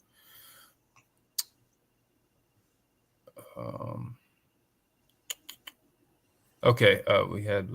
I see you starred one. Sheila, thank you for joining us. She says, "I am not a Clemson fan per se, but I like Dabo." And Hey, you are. It seems like you are a rarer breed. yeah. That's not normal for somebody who's not a Clemson fan to say they like Dabo Swinney. But thank you for being here and being part of the show and commenting. We appreciate you hanging out with us. Yeah, absolutely. And it didn't used to be that way. When Clemson was getting its start, Dabo was one of the more well-liked head coaches. But of Now I course, feel like he just annoys everyone who's not a Clemson fan. yeah, Like Dabo starts talking and everybody like has that dramatic like eye roll, like, here we go. Okay. Yeah, here this guy goes. There's definitely been Dabo fatigue over the last, after they won that first title, especially. But oh no, John Sari said punter next week. Oh, no. Jesus Christ! No, we're not doing. I'm not doing a top 5 punter list. Not doing it. I know who's in my not top 5. No, let me not do that. Let me not. That's foul, man. Let me not do that. That was uncalled for. Understandable though. Yeah, understandable. Good God! All right. Okay. Let me get some more recent one. Good Lord, because we spent a lot of time on that one. Tiger Tom says, asks, can you guys break down the Neff NIL transfer plan and how effective do you think it will be? I cannot. It's like break down. Like, what do you mean? You mean like how funds are allocated or how? What? Or did he mean next? Or I assume he meant Neff. I don't know. Yeah, I think he's talking about Graham Neff. Yeah. I couldn't tell you. I'm not. Is he talking about like the NIL and giving points for contributing to NIL? Is that what he's asking? Maybe. I don't know. Yeah, I'm not sure either. Just type a follow up in the comment section, Tiger Tom. Yeah, we'll try to answer your question. Yeah. Yeah, Sheila said, I'm a Tennessee fan. I was so happy to see Cade last year. He works really hard. Can never say that guy does not work hard. I hope he and Clemson has a great year. Well, thank you, Sheila. Thank you. We appreciate that. And, the Vols themselves have an extremely talented quarterback. They do. That I think could potentially, who knows, could potentially make a jump that Cade did. I mean, it was an up and down year for him, and they still made the playoff. So, look, if he puts in the work, I mean, the potential is absolutely there for that guy. So, thanks for stopping by. Appreciate you. Yeah, and I think that's our first Tennessee fan. That might be our first Tennessee. I know we got some Gamecock fans that hang out from time to time. Will Notre Dame comes and hangs out with us sometime. We got a Pitt fan in here, I think, who's in here sometimes. Yeah, occasionally. Thanks for we always look forward to seeing other teams' fans in here. Just seeing their perspective on Clemson. Yeah. I always find it interesting to get other fan bases' perspectives on Clemson. And again, we 95% talk about Clemson, but you don't have to be a Clemson fan to hang out with us. Nope. That's for sure.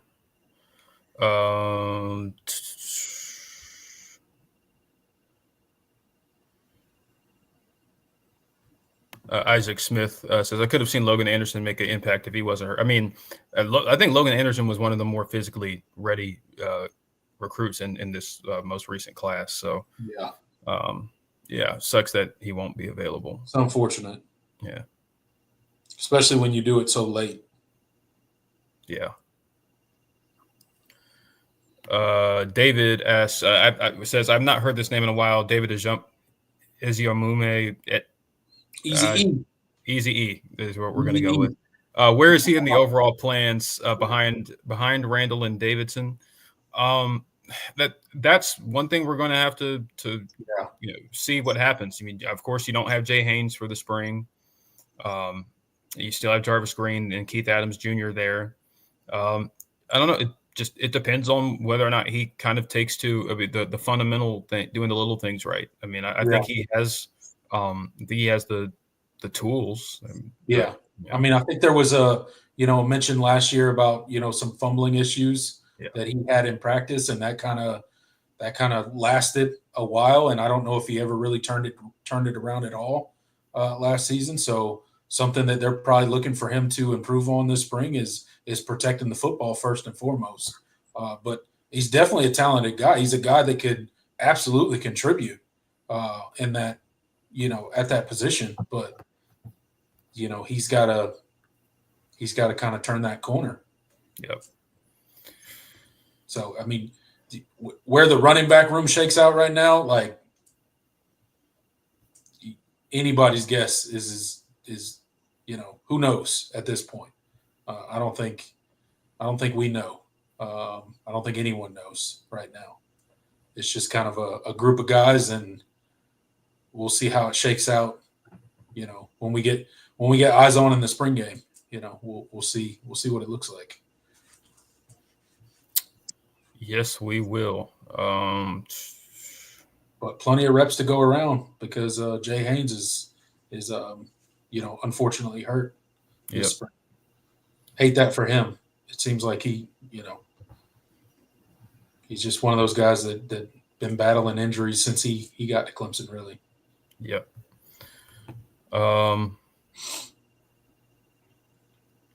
I see some of you guys' your top 5 running back picks. Dylan had Travis first, CJ 2, Wayne 3. So same as me. That's good. Yeah. Yep. And then he had Ellington 4, and then James Davis 5. It's not a solid list. It's a solid top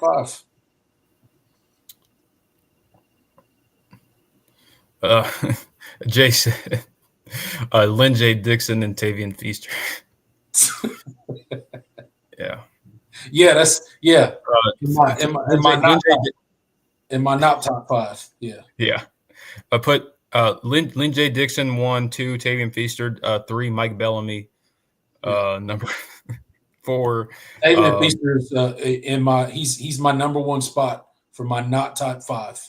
And will always be there. Yeah, he's got to be number 1. He will never be dethroned from the number 1 not top 5 in running backs. Yeah, I'm with you. How dare you come here and wear a Legends number and then go play for that university? Yeah, no, absolutely not. Unforgivable. That really is. I always say Tiger for life. It's not true. Not in that case. I'm with you, man. That can't get over that. 3, Mike Bellamy. 4, DeMarcus Bowman. 5. Oh God, DeMarcus Bowman. That's a name I haven't heard in a while. Yeah. Where'd that guy end up? Well, I know. Okay, so I know he transferred to Florida initially. Then he ended up at UCF. He wasn't there long. No, he transferred to UCF, and then I think he ended up at. I don't know where he ended up after that. I know he didn't play for UCF. I thought for sure he was going to be good, man. I mean, that was like a lock. Like, this dude's going to be like the next guy. Yeah. And he was on campus for about 3.5 seconds. Is how it is, man. Yeah, it is what it is. Obviously, it had nothing to do with Clemson. It was just, he didn't pan out anywhere. Yeah. Let's see. John had Andre Ellington as his number 3. I can get down with that.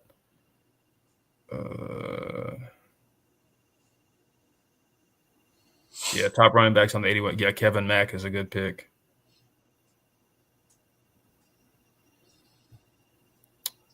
Terry Allen. All right, let me get some of the more recent ones. Talking about the top 5 worst punters in Clemson history. Dylan Spell's got his top 5 punters. Oh, Jesus. Where? Right here. I got it. I'll put it up. Yeah. Here's the top 5 punters according to Dylan Spell. Oh, I know. This is kickers. Kickers, yeah. Catman, BT Potter, BT Greg Potter. Hugel. Come on, Lake Kip. There's a lot of lore with Lake Kip, man. Alex Spence. Alex Spence. That's no David Treadwell. No David Treadwell. I don't know about that one. I think I would have Treadwell in there. Tiggs has got his not top 5 QBs.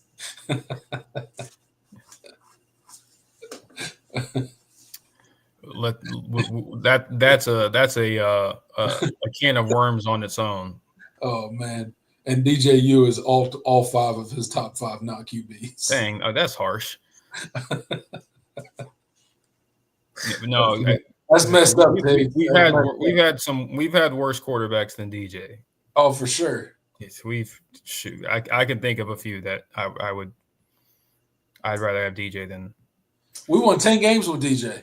Yeah, that's crazy. Twice. Think about that. Twice.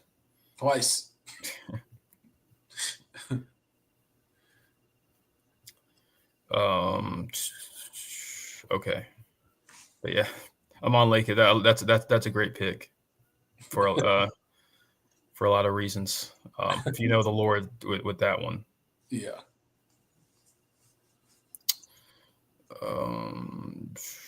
Yeah, Mike Bellamy. Yeah, arguably probably one of the most disappointing recruits that I can remember.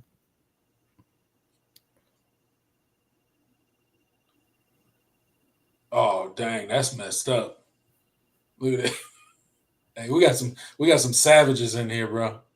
If Cole Stout had to pick a number from 1 to 10, he'll pick 6.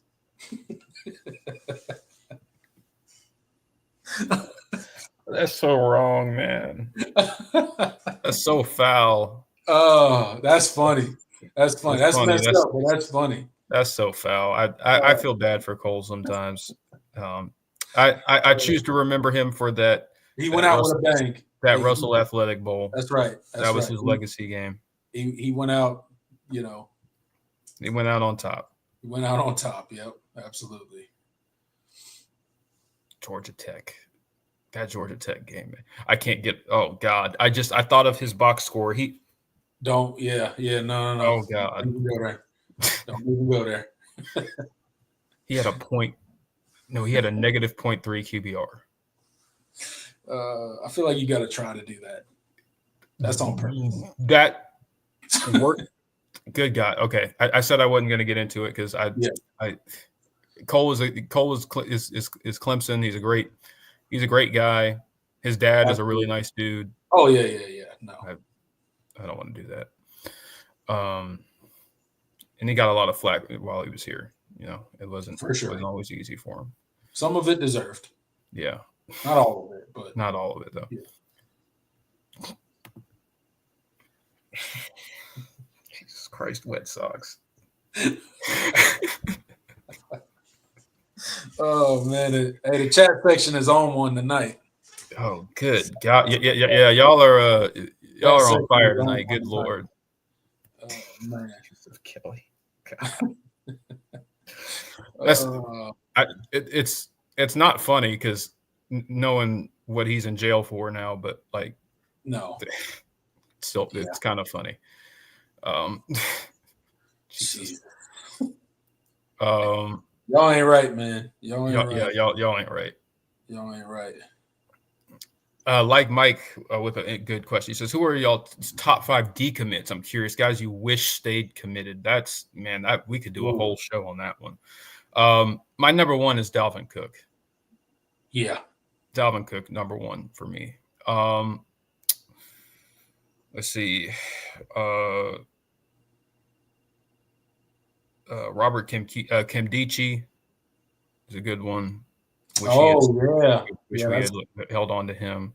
That's good.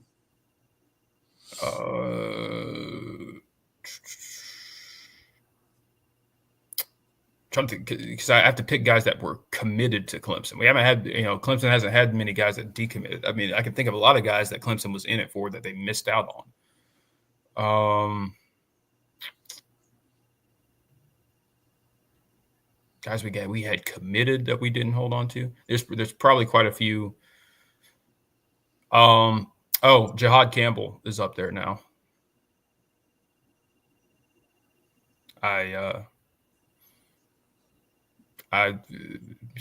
Goodness, yeah, Jihad Campbell is probably going to be my number 3, especially if he ends up being a first-round pick. That sucked. Because I knew he was going to be a good player. Yeah. Tay Harris. I mean, we'll see how his career plays out. But yeah, Tay Harris. But that has the potential to be up there. Dylan's. Yeah, all those guys from IMG Academy. Yeah, but yeah, Jihad Campbell is the number 1, and then I don't think Clemson has missed Dalen Everett that much, but Keon Sabb would have been really good, I think. Yeah. Actually, Dalen Everett was my favorite. It's funny because Dalen Everett was actually my favorite of the 3 when that recruiting class was going on. But in retrospect, Jihad Campbell was the best player of the 3 by far. And just imagine what this defense could have been if they had a guy like him.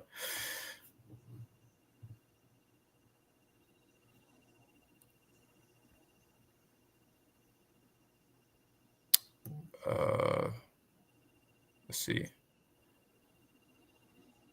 Wet Sox says, fun fact, Yusuf Kelly was the SRO at my high school when they did that stuff that got him in jail. Oh, my God. What? That's crazy. That is crazy. Wow. That's a story right there. Good. Yeah. I shouldn't be laughing because it's very serious what he did, and it's disgusting what he did, but, still. Yeah. Sheila asks, what is Clemson's first game 2025? LSU at home. Yep. Intelligent Savage asks, who's returning punts on this year's team to get us out of this mess? Good question. I mean, there's going to be some guys lined up. I mean, I think there's Antonio Williams is probably still going to be in the running, whether I agree with it or not. They're probably still going to have him back there,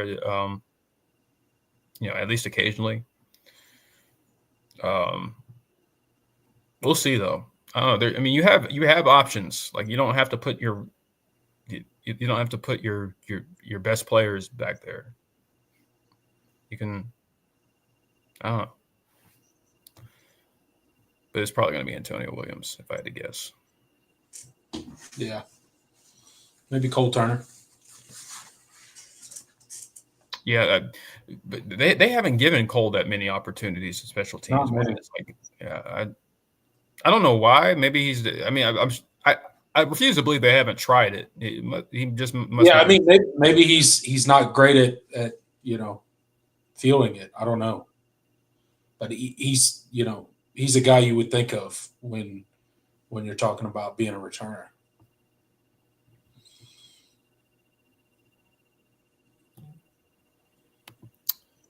Isaac Smith. Oh yeah, Corey Foreman. Well, it hurt when it happened, but in retrospect, yeah, it wasn't that hasn't.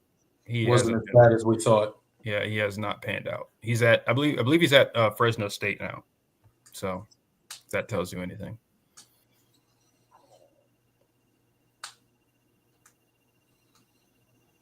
Oh, Jesus.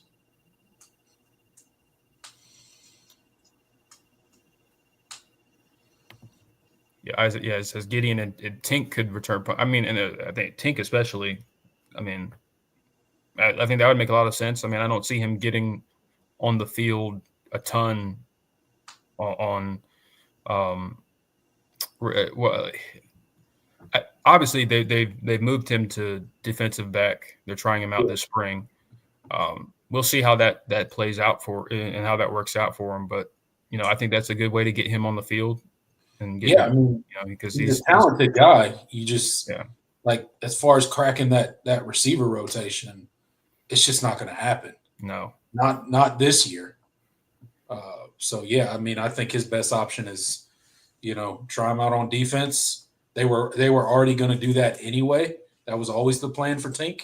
So, I mean, yeah, see what he's got on that side of the ball, and see if he can kind of crack some sort of rotation over there. Who knows? All right, we'll do a couple more, and then Clemson's had a history of turning wide receivers into very good defensive backs. So, yeah, it wouldn't be the first time. Yeah, that's a good point.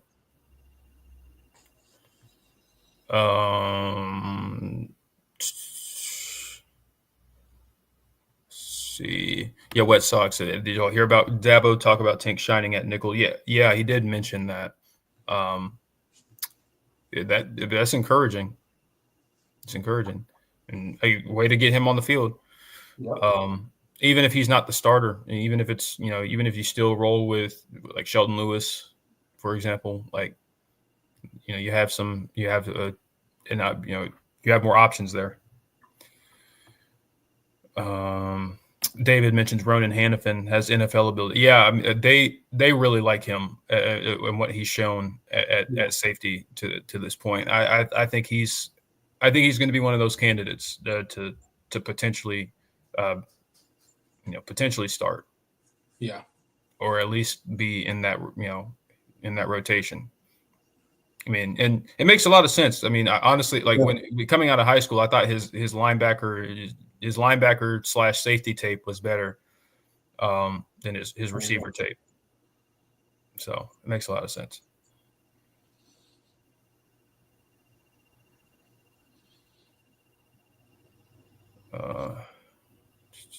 But I mean, with guys like that, Dabo's always a proponent of letting them play the position they want to first. Yeah. And then trying to try their hand at something else once they get a shot.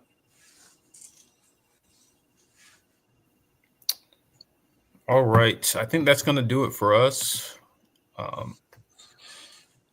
Yeah, we're approaching the 2-hour mark.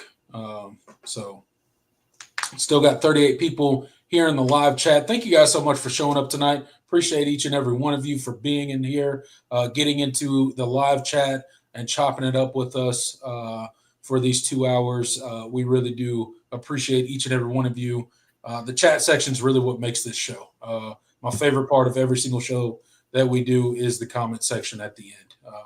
I enjoy talking about Clemson and our plan portions, but the highlight for us is really the chat section at the end. So thank you guys so much for being in here and hanging out with us for all this time.